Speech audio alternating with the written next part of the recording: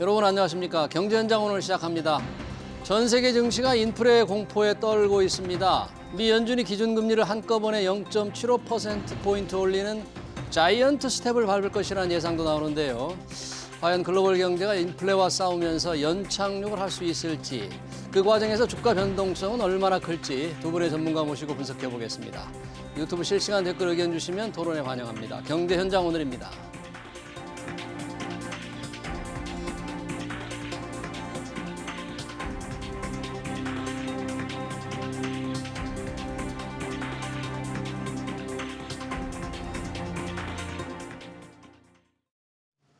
네, 두 분 소개드립니다. 서지용 상명대 경영학과 교수, 김광석 한국경제산업연구원 경제연구실장 나오셨습니다. 어서 오세요. 안녕하세요.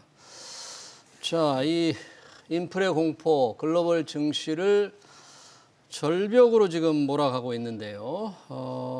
지난 주말부터 뉴욕 증시가 폭락하면서 우리 시장도 큰 충격을 받고 있는데, 우선 저희가 인플레 상황과 통화정책 따져보기에 앞서서 오늘 시장 동향 좀 보고 싶은데, 서지영 교수님, 예. 오늘 또 크게 지금 충격을 좀 받고 있는 편인가요? 어떻습니까? 그렇습니다. 국내 코스피 시장 한때 30포인트 이상 떨어졌다가 네. 뭐 장 막판에 그 회복이 돼서 네. 한 16포인트 정도 그 하락한 걸로 마감을 하고 있는 것 같습니다. 네. 근데 전반적으로 봤을 때는 이제 미국 시장의 영향도 많이 받는 것 같고요. 예. 전반적으로 가장 큰 이유는 이제 물가 관련이겠죠. 그래서 최근에 이제 미국 증시도 일단은 많이 낙폭을 확대하고 있는데, 예. 뭐 상대적으로 어제 보게 되면 다우존스 제조업 지수 그 주가 같은 경우 2.79% 빠졌고요. 네. 그다음에 나스닥 기술주 중심 4.68%. 어. 그다음에 우량주 중심으로 이렇게 주가 지수 계산하는 예. S&P 500 지수 같은 경우도 예. 전일 3.88%나 하락했거든요. 예.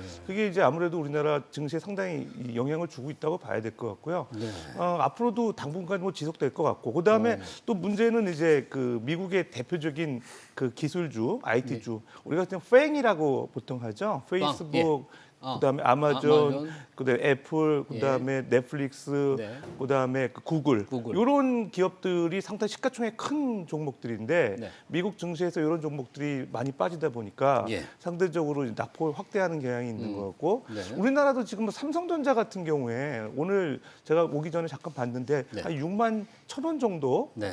수준까지 이제 떨어지고 있거든요. 잘못하면 이제 5만 전자 되지 않을까 이런 우려도 있는데, 어쨌든 우리나라의 그 시가총액 상위 종목들까지 또 예. 주가 많이 떨어지는 게 상당히 그 우리나라 증시에서 좀 안 좋은 상황인 것 같습니다. 네. 지금 뭐 모든 주식이 거의 신저가일 정도로 지금 안 좋은데, 금리 인상 크게 올릴 것이다, 금리를. 그에 따른 어떤 투자 심리가 급격히 지금 떨어지고 있잖아요. 좀 네. 과민 반응하는 겁니까? 아니면 받을 충격이 지금 어느 정도 적절히 나타나고 있는 겁니까? 제 생각에는 적정이 나타나고 있다라고 보고 있습니다.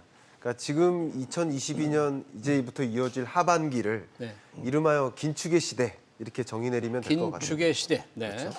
이 긴축의 시대로 구분했을 때 기준금리 인상의 시작인가 끝인가를 보시면 거의 자명해지죠. 아, 그러니까 긴축적 통화 정책이 시작된 지 이제 초입부라고 볼 수 있죠. 이제 초입. 그렇죠. 그러면 23년 중반까지는 금리 인상이 계속 예견될 만한 그런 시대라고 볼 수 있겠죠. 네. 그렇다 그러면 이제 시장을 떠나는 거예요. 돈의 이동이 시작되는 거죠. 현금성 자산으로의 이동, 그리고 신흥국을 떠나는 돈의 이동. 두 가지 돈의 이동이 이제 시작된 거라고 볼 수 있고요. 네. 앞으로 또 한 번 빅스텝, 또 한 번 빅스텝 이런 것들이 이어진다 그러면 이 시장에서 머물기가 어려운 거죠. 네. 그래서 현금성 자산으로의 이동 이런 것이 어떻게 보면 초입, 어떻게 보면 5 중에서 한 1 정도 지나는 느낌, 2에 지나는 느낌, 그 정도 초입에 해당된다 이렇게 생각합니다. 긴축의 시대인데 이미 이제야 초입이다. 좀 걱정이 되네요. 초입이라 그러면 앞으로 더 긴축의 강도가 지속될 것이다. 그래서 금리가 오르고, 그러면 주식시장 지금 약세장이라고 하는 이제 베어마켓에 들어갔다. 그렇게 지금 보시는데, 이게 좀 더 계속 될 것 같다고 그렇게 보십니까?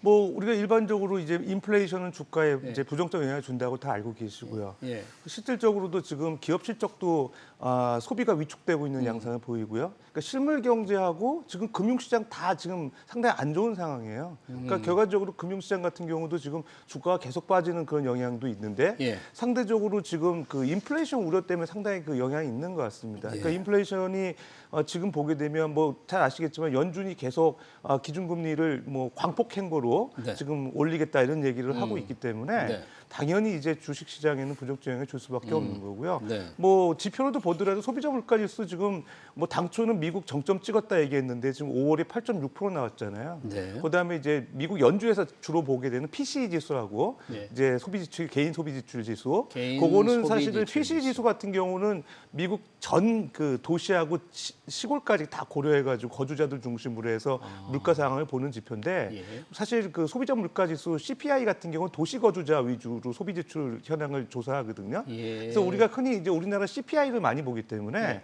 우리나라 CPI에서 언론에서 뭐 8.6이다, 8.3이다 이렇게 많이 언급을 하는데 네. 미국 연준에서는 근원 PCE를 많이 보죠. 그러니까 그 우리가 그 소비자 물가지수 뭐 석유류나 식자재 뺀 그런 근원 물가인데 근원 네. 물가에서 CPI보다는 그 PCE 지수를 많이 봅니다. 개인 소비 지출 지수, 퍼스널 컨섬션 네. 익스펜디처. PCE. 예, 그 지수 같은 경우도 지금 6.3%거든요. 예. 지금 아직 5월 발표 안 됐는데 4월이 6.3이에요. 그 전에가 6.6%였거든요.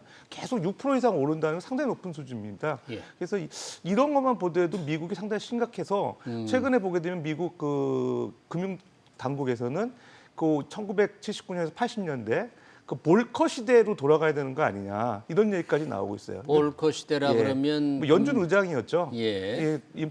인플레이션 파이터라고 하는 분이었고 네. 그 당시에 이분이 이제 취임했을 당시에 글로벌 정세를 보게 되면 제2차 오일 쇼크였던 시기예요. 예. 그러다 보니까 지금과 비슷합니다. 거의 공급 충격이 있는 시기였기 때문에 예. 이때 미국의 물가가 22% 정도가 됐었어요. 예. 그래서 이분이 소위 말해서 죄송합니다. 물가가 한 15% 정도 됐습니다. 15%. 이제 물가를 15% 정도 되는 물가를 잡기 위해서 기준금리를 22%까지 인상을 했죠. 어마어마한 네, 거죠. 네. 엄청난 그런 예. 상황인데 결과적으로 3년 만에 잡혔죠. 그래서 2.5% 수준까지 떨어져가지고 네. 이제 와서 볼커가 재조명받으면서 네. 오히려 미국도 이렇게 그 금리 인상을 좀 자이언트 스텝 정도로 가야 되는 거 아니야 이런 얘기들이 나오고 있는 상황인 것 같습니다. 네, 지금 이제 폴 볼커 전 연준 의장의 이른바 22%까지 금리를 올리는 시대를 말씀을 하셨는데 그러면서 자이언트 스텝 광폭 인상 한꺼번에 0.75%포인트 올린다. 네. 연준 지금 미국 시간으로 14, 15, 우리 시간으로는 16일 날 네. 아침 FOMC 회의가 있습니다. 금리를 올릴 텐데 네. 보통 0.5%포인트라는 전망이 많은데 이 네. 자이언트 스텝도 많은 분들이 지금 예상을 하고 있어요. 네. 어떻게 보면 그 예상치에 불과하고요. 어, 컨센서스는 0.5%포인트라고 생각하면 더 좋을 것 같습니다. 그래요? 물론 종전보다 예. 이 8.6%라는 미국 물가 상승률 지표가 발표되기 전보다 이 자이언트 스텝을 도입해야 될 필요성은 더 커진 건 사실입니다만 왜냐하면 앞에 우리 교수님께서도 정말 좋은 말씀해 주셨는데 이 물가 상승률에 대한 전망치보다 예. 기존 전망치죠. 그리고 실적치가 있는데 그거 말고 시장이 기대하는 기대치가 있어요. 예. 그러면 이번 물가 상승률은 대략 8.0일 거야. 8이 안 될 거야. 8.2%가 될 거야. 라고 이제 주요 기관들이 전망을 하고 있는 믿음인데 네. 그 기대치, 시장의 기대치보다도 높게 찍으면 주가가 급락하는 거죠. 왜냐하면 그 기대치보다도 높기 네. 때문에 금리 인상 보폭이 더 커질 거다라고 네. 판단하기 때문에 그것 때문에 물가, 금리 그리고 주가에 영향을 미치는 연결고리인 거죠. 네. 그렇기 때문에 금리 인상 속도가 더 강화되고 그러니까 주가가 하방 압력을 받을 거야라고 생각을 하는 경향이 있는 거죠. 근데 예상치보다도 높기 때문에 주가가 상당한 조정을 받은 것이고요. 예. 그렇다고 해서 당장 자이언트 스텝을 할 만큼의 그만큼의 시장 컨센서스를 뛰어넘지는 않기 때문에 이제 내일 모레 있을 그 발표가 굉장히 중요하고요. 예. 근데 그 이후에 FOMC 회의록이 더 중요합니다. 그 어느 때보다도 FOMC 회의록 그 내용이 가장 주목되는 시점이라고 볼 수 있고요. 예. 그 속에서 앞으로 그러면 양적 긴축은 어느 만큼 하겠어. 그리고 금리 인상 폭은 얼마큼이 적정하겠어. 네. 라는 그 FOMC 회의 구성원 위원들의 그 판단이 분명히 그 회의록에 담길 것이기 때문에 네. 그 부분에서 좀 우리가 주목을 해야지 벌써부터 자이언트 스텝 이렇게 예견하기론 좀 어렵지 않을까 이렇게 생각이 됩니다. 그래요. 우리 김광석 실장님은 0.75%포인트 인상보다는 빅스텝 0.5%포인트 인상을 예상하셨는데 네. 어제 뉴욕 증시가 마지막에 주가가 급락한 게 이 미국의 월스트리트저널이 연준이 0.75%포인트 인상할지 모른다. 자이언트 스텝 밟을지 모른다. 이렇게 보도를 하면서 그 소식이 전해지면서 주가가 급락을 했거든요. 우리 서 교수님은 그렇게 예상을 하지 않습니까? 예, 실제로 지금 그 0.75%포인트 인상하는 거에 관련해서 지금 그 시장에서 판단은요. 그 CABB 상품 거래소라고 합니다. 시카고 상품 거래소. 예. 거기서 이제 그 페드워치라는 데서 서베이를 조사를 해요. 예. 그 시장 참여자들 대상으로 해서 어떻게 되겠느냐 전망을 했는데 당초 며칠 전까지만 하더라도 75bp 인상하는 거에 대해서 가능성이 있다고 보는 분이 23%밖에 안 됐거든요. 근데 오늘 지금 93%까지 올라왔어요. 93%가 예. 0.75%포인트 인상을 예, 전망해요. 그러니까 그거는 사실은 매일매일 서베이를 하기 때문에 사실은 뭐 어느 정도 신뢰를 할 수 있느냐보다 예. 일단은 연준 의원들의 어떤 믿음이 더 중요한데 어쨌든 그만큼 시장에서는 75bp 올려도 이상하지 않다고 판단한다는 거예요. 예. 그러니까 그만큼 저 미국에서는 상당히 심각하다고 보는 거고. 근데 이제 제가 생각할 때는 저도 김 박사님처럼 75bp는 좀 어려울 것 같고 50bp 정도 인상 가능성이 있어요. 왜냐하면 미 연준의 그 브레이너드 지금 부의장 네. 이분이 이제 앞으로 연준에서 FOMC 회의 4번 동안 네. 50pp 정도 가는 게 적당하다 이렇게 판단을 하고 있는 것 같아요. 4번 예, 계속해서. 4번. 그러니까 9월까지 또 이제 50pp를 지금 인상하는 거를 지금 전망을 하고 있거든요. 예. 그러니까 결과적으로 보게 되면 지금 아무래도 75bp는 소위 말해서 미국도 지금 경기가 둔화되고 있는 양상을 보이기 때문에 갑자기 이렇게 올려서 시장 충격 주는 것보다는 예. 50bp 스탠스를 유지하는 게 바람직하다고 보고 있는 것 같고요. 예. 또 실제로도 보게 되면 이제 그 50bp 인상하는 게 적절한 이유가 예. 지금 6월부터 QT를 하고 있습니다. 양적 긴축.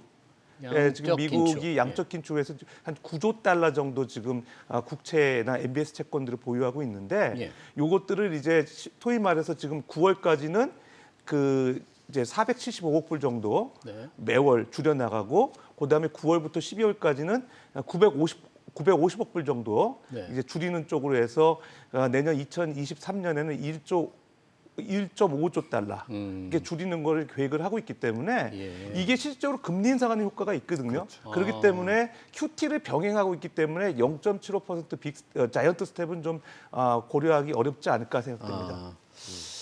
교수님 말씀 예. 굉장히 중요한 포인트들이 담겼고요. 예. QT까지 생각해 보면 양적 긴축까지. 그러니까 이제 통화 정책이 오른팔만 있는 게 아닌 거죠. 예. 왼팔도 있는 거예요. 금리도 있지만 유동성 공급도 있는 거예요. 유동성을 그러니까 같이 조정하기 때문에 결과적인 금리 인상 효과가 또 작용하기 때문에 그것도 활용할 것이고요. 예. 연준 위원들 입장에서는 분명히 경기도 무시할 수가 없는 거예요.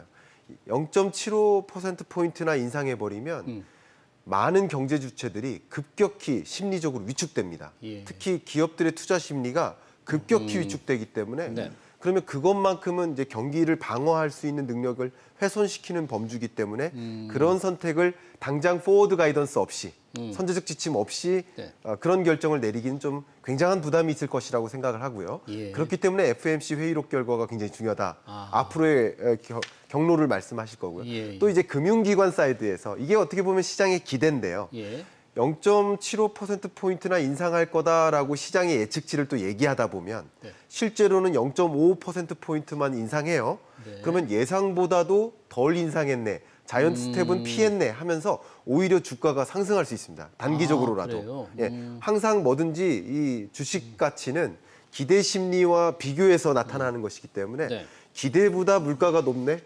기대보다 금리 인상폭이 낮네 이런 것들이 또 작용하기 때문에 오히려 0.55%포인트나 빅스텝이나 인상할지라도 이렇게 시장이 자이언트 스텝까지 예견하고 있는 중에는 오히려 주가가 상승할 수도 있다는 거 그것도 생각을 하시면 좋겠습니다. 근데 일부에서 이제 자이언트 스텝 얘기한 거 보면은 이제 자칫하면 경기 침체도 우려하지 되지 않느냐 그러는데 미국의 경제학자 중에서 70%가 내년에 경기 침체가 올 것이다. 10명 중 7명이 이렇게 경기 침체를 예상했다는데 이거는 굉장히 심각한 상황이 온다는 거 아니에요? 예, 저도 그 기사 봤는데요. 예. 실제적으로 그 미국 파이낸셜 타임스가 그 미국의 그 시카고 경영대학원 그 교수들 대상으로 해가지고 예. 조사를 한 내용인데요. 미국 경제학자 한 49명 정도 대상으로 해가지고 예. 미국의 경기 전망을 했는데 예. 대체적으로 70% 이상이 경기 침체를 전망을 하고 있죠. 근데 실제로 최근에 이슈가 되는 게 아래 공포라고 있죠. 예. 그러니까 리세션에 대한 그 첫 번째 예. R인데 예. 실제로 지금 미국이 계속 기준금리를 인상을 할 경우에는 당연히 이제 미국 같은 경우는 민간 소비로 이제 70% 경제 성장을 네. 하는 그런 나라인데 실제로 소비가 위축될 수밖에 없어요. 당연히 이제 고정비로 미국 같은 경우는 장기 모기지론 많이 이용하고 있는데 예. 금리가 오르게 되면 이제 가계 부담이 커지면 소비를 줄이거든요. 그런 효과 때문에 소비 침체가 오게 되면 당연히 미국 경기 둔화되죠. 네, 실제로도 그 월드뱅크에서 지금 전망하기로는 그 지난해 우리가 미국 그 경제 성장률이 5.7%였던 것 같은데 네. 올해 2.5% 정도 전망하거든요. 그러니까 거의 뭐 반토막 난 거로 이렇게 평가하고 있잖아요. 근데 이제 앞으로 더 떨어질 가능성도 있다는 거예요. 왜냐하면 지금 일단 0.5%가 아니라 네. 뭐 내년까지 또 계속 지금 기준금리 인상을 염두에 둔다 그러면 당연히 뭐 2%대 유지가 이렇게 뭐 아주 특별한 얘기는 아닐 것 같거든요. 그런 측면에서 이제 미국의 유명 그 경제학자들 49명이 미국 경제 전망이 어둡다 이렇게 평가하지 않았나 생각됩니다. 예.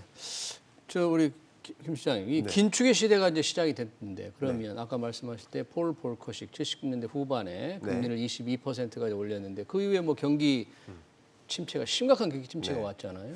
우리도 근데 그렇게 미국도 그런 상황이 지금 우리 오는 그 거예요? 시나리오를 그려볼 수 있겠습니다. 어쩌면 그게 플랜 B가 아니라 플랜 A가 될 수도 있겠다 생각을 합니다. 전제를 그렇게 깔고 우리는 투자 의사 결정하는 게 맞겠다 생각을 하는데요.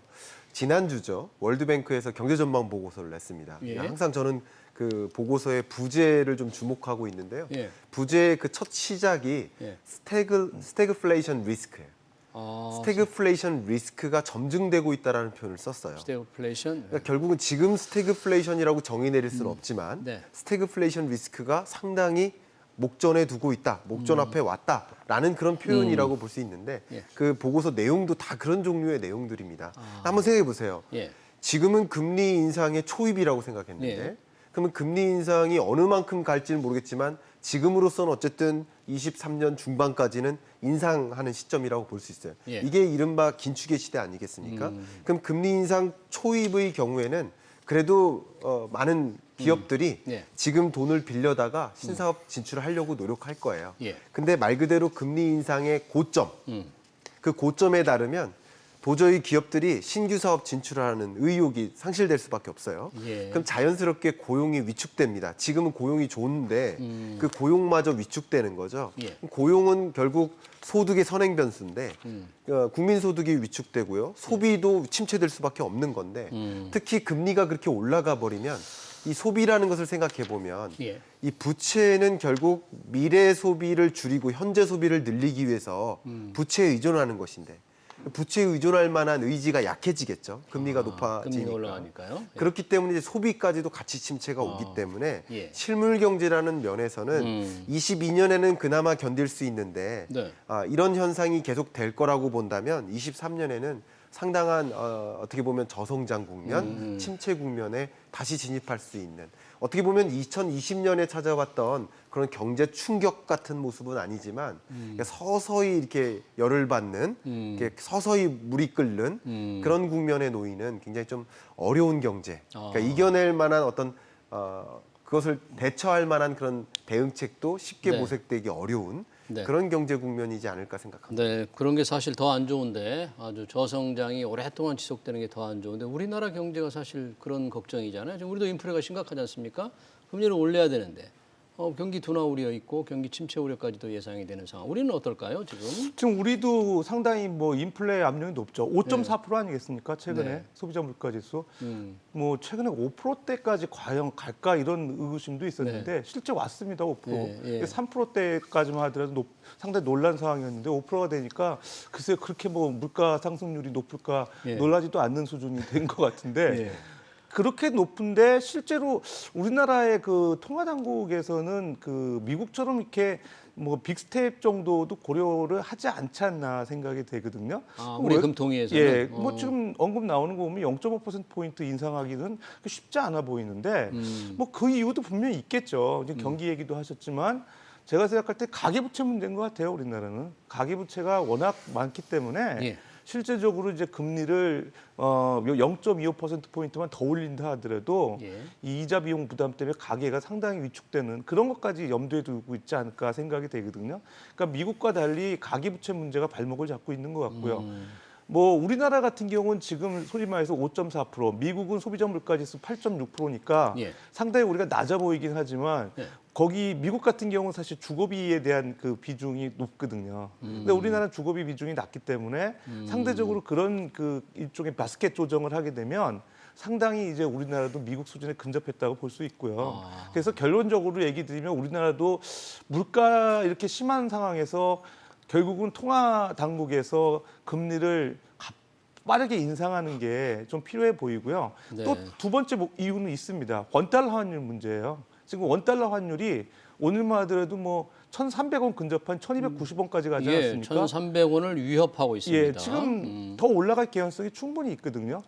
그렇게 되면은 증시에도 일단 직격탄을 주고 있는 거고요. 그렇죠. 외국인들 투자자 입장에서 지금 원화로 바꿔서 증시에 투자하고 있는데 자본이익도 주가 하락하면서 자본이익도 자본 손실나 그다음에 환차손 그러면 우리나라 그 국내 시장에 머무를 이유가 없거든요. 예. 그러니까 환율 더 올라간다는 얘기거든요.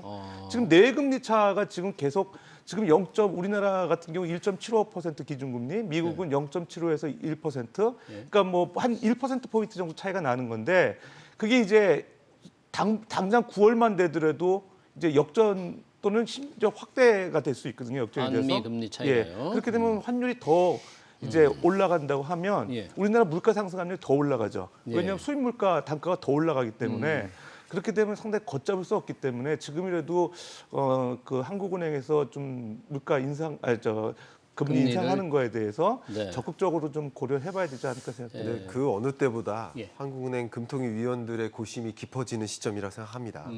연준 위원들 같은 경우는 어떻게 보면 경기는 나름 잡았기 때문에 지금 현재 기점으로 예. 22년 경기는 잡았기 때문에 물가만 잡기 위해서 빅스텝, 자이언트스텝 하면 되는 거예요. 네. 근데 우리나라는 눈치 볼 것들이 더 많은 거죠. 물론 우리가 금통위 위원이 되어서 거꾸로 입장을 바꿔놓고 판단을 해보자면 예. 고려해야 될 변수들이 굉장히 많습니다만 그 중에서도 우선순위에 두는 두 가지 변수를 꼽으라 그러면 예. 물가와 경기인 거예요. 그러니까 물가와 경기만 놓고 봤을 때 우리나라는 경기를 잡지 못했어요.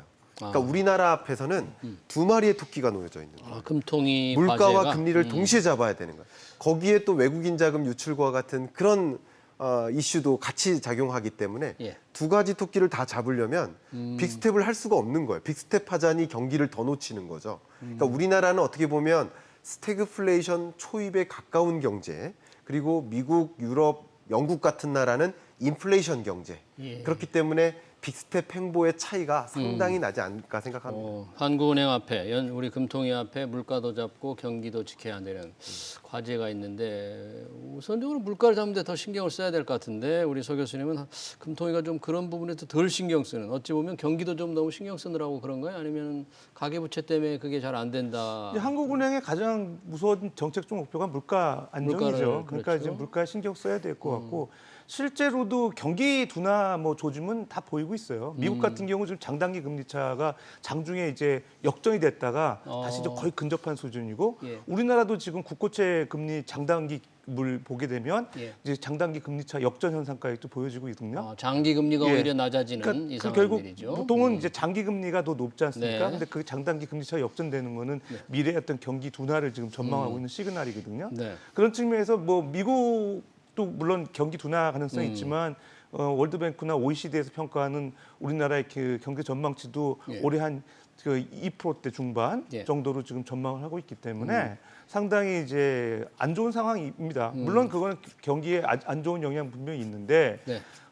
경기 부양하고 또 물가 안정은 또 좀 우리나라는 별개의 문제라고 봐야 되기 때문에 예. 일단 한국은행에서는 물가 안정에 좀 주력해야 되지 않을까 생각됩니다. 예, 우리는 뭐 베이비 스텝 0.25%포인트 올리는 네. 우리 이번에는 금통위가 없고 7월에 있는 거죠? 그렇습니다. 7월에 그러면 우리는 뭐 빅스텝은 가능성이 거의 없다고 보시는 거예요? 빅스텝하기가 굉장히 부담스럽죠. 그러니까 앞에 누누이 말씀드렸었던 것처럼 물가 잡겠다고 금리를 빅스텝해버리면 경기가 완전히 망가집니다. 예. 기업들의 투자 심리가 지금 신정부 들어서서 신사업한다고 투자 심리가 굉장히 고조된 상태인데 예. 이게 다시 꼬꾸라질 수 있다는 거죠.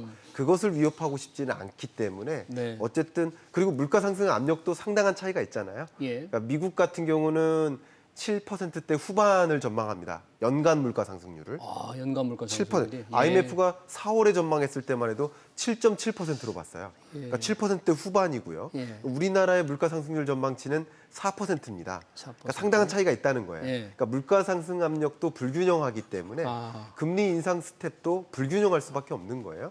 그리고 앞에 말씀드렸던 것처럼 미국은 나름 경기가 버텨주는데 네. 우리는 더 이상 버틸 수가 없습니다. 2%도 어려울 수 있어요. 22년 성장률이. 그런 면에서 2%대는 유지하기 위한 그런 통화 정책이기 때문에 물가만 잡자고 이 경기라는 토끼를 놓칠 수 없겠다. 네. 이런 상황이라고 볼 수 있습니다. 아까 이제 물가 상승 미국과 우리 한국의 물가 상승률을 잠깐 말씀하실 때 우리의 물가 상승률에는 이 주거비가 제대로 반영이 안 됐다 그러면 실제 우리도 제대로 반영했더라면 지금 5%가 놀랍지만 더 높아지는 거 아닐까요? 우리도? 뭐 그럴 것 같습니다. 그 어떤 물가 지표를 뭘로 보느냐에 따라 틀리고요. 우리나라 상대적으로 그 주요 많이 사용하는 그 생활 물가 지수도 있긴 하지만 CPI에는 주거비에 대한 비중이 작거든요. 근데 미국만 하더라도 아까 이제 PC 지수 그다음에 이제 CPI 막 말씀드렸는데 CPI는 미국 노동부에서 발표하고 예. 그 PC 지수는 상무부에서 발표해요. 그래서 또 PC 같은 경우는 매년 그 바스켓 그 가중치 물 항목에 대한 가중치 조정을 하거든요. 그러니까 어떻게 보면 PC가 조금 더 시장 상황을 더 정확하게 반영하고 있다고 보기 때문에 연준에서도 그 지표를 유의 있게 보고 있는 거고요.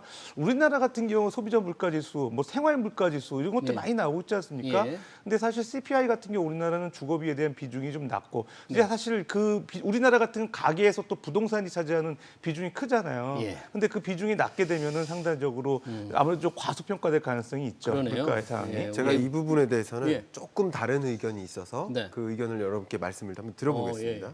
그러니까 주거비가 포함됐느냐 포함되지 않았느냐 이 이슈인데요. 예. 만약에 주거비가 포함됐으면 우리나라 물가 상승률은 더 낮을 겁니다. 더 낮아요. 왜 그러냐면 왜 그래요? 지금 집값 상승세를 흐름을 한번 보십시오. 언제가 제일 높았습니까? 20년이 제일 높았어요. 2020년 2020년 2분기부터 21년 상반기까지 이 높은 상승세가 유지됐고요. 지금 22년에는 긴축적인 통화 정책으로 전환됐기 때문에 이미 집값 조정 압력이 상당하죠. 우리 SBS, CNBC, SBS 비즈 비즈. 이 여러 뉴스에도 집값이 조정됐다는 뉴스 많이 들리실 텐데 지금 집값 상승률 우리는 지표로 아파트 매매 가격, 전국 아파트 매매 가격 상승률 이 지표로 봤을 때 집값 상승률이 0.1% 정도입니다. 네. 그러니까 물가 상승률이나 금리보다도 훨씬 낮기 때문에 집값 상승률이 만약에 반영된 이 소비자 물가를 가지고 미국과 비교한다면 네. 우리는 더 안정되는 거예요. 그러니까 집값은 우리는 어떻게 보면 자, 주거 강열비라는 그 영역은 소비자 물가 지표에 반영되어 있습니다. 반영되어 있지만 이 집값이라는 지표는 반영되어 있지 않은 거죠. 우리나라 네. 소비자 물가 지표에는. 그러나 이 값은 계속 우리 이 통계 지표를 추산한 이래로 계속 꾸준히 없었기 때문에 이걸 가지고 물가가 덜 높은 거 아니냐 이렇게 생각하는 것은 저는 조금 어렵지 않을까 저는 그런 의견을 저는 좀 갖고 제가 있습니다. 말씀하신 그 말씀 당연히 지금 상황에서는 맞는데요. 네. 이제 우리가 그동안에 이제 주거비 좀 그 집값이 많이 오르는 상황에서 네. 사실은 그게 제대로 반영이 안 됐기 때문에 시장의 물가 상황 반영 못 한다는 얘기가 있었거든요. 예, 그러니까 자기 집에 살더라도 전체 주거비가 차지하는 비용이 크기 때문에 네. 자기 집에 살더라도 어떤 기회비용이라는 기회비용이. 차원에서 본다면 부담은 굉장히 클 것 같아서 우리 소비자 물가 상승률이 여튼 조금 과소평가되고 있긴 해요. 자, 우선 그 부분은 시간 관계상 여기서 좀 더 이상 얘기하기 어렵고요. 자, 정부가 네. 그래서 물가를 잡겠다 그러잖아요. 윤석열 대통령 오늘 공급 사이드에서 정부가 할 수 있는 일은 조치를 다 하려고 한다. 네.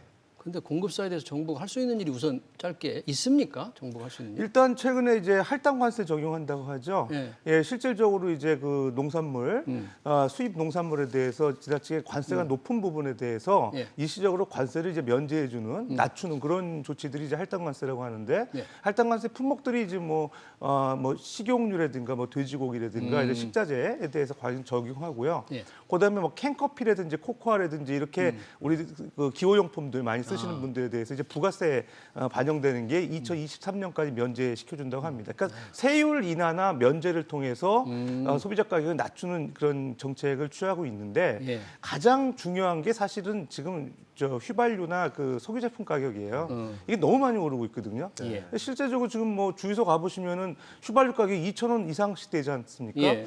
근데 이제 유류세 30% 인하한다고 해도 거기가 끝인 것 같아요. 뭐 체감적으로 휘발유 낮아졌다는 생각이 전혀 안 들거든요. 근데 할당 관세 품목 확대하는 거 왜? 그러니까 공급 사이드에서 뭘 하겠다고 저렇게 얘기했는데 할 게 없으면 어떡하려고? 무슨 방법이 없을 텐데. 지금 중요한 거는 어쨌든 공급 안정입니다. 예. 공급 안정을 위한 정책에는 예. 이 통화정책 당국인 한국은행이 할 수 없는 일들이 또 있는 거죠. 네. 가장 대표적인 예를 들어보면 네. 22년 하반기 23년까지 가장 우리가 주목해야 될 그 인플레이션 압력의 상승 요인, 그거는 식료품 물가예요. 네. 곡물 가격이라는 거예요. 근데 우리나라가 곡물 수입국 7위국입니다. 예. 근데 그 곡물 가격이 지속적으로 상승할 텐데 결국은 우리나라는 FAO 기준에서 비축량 수준에서 훨씬 밑돌아요. 예. 쌀을 제외한 밀, 옥수수, 콩 이런 예. 비축량이 훨씬 밑돕니다. 네. 근데 이런 곡물을 왜 이렇게 많이 수입하느냐?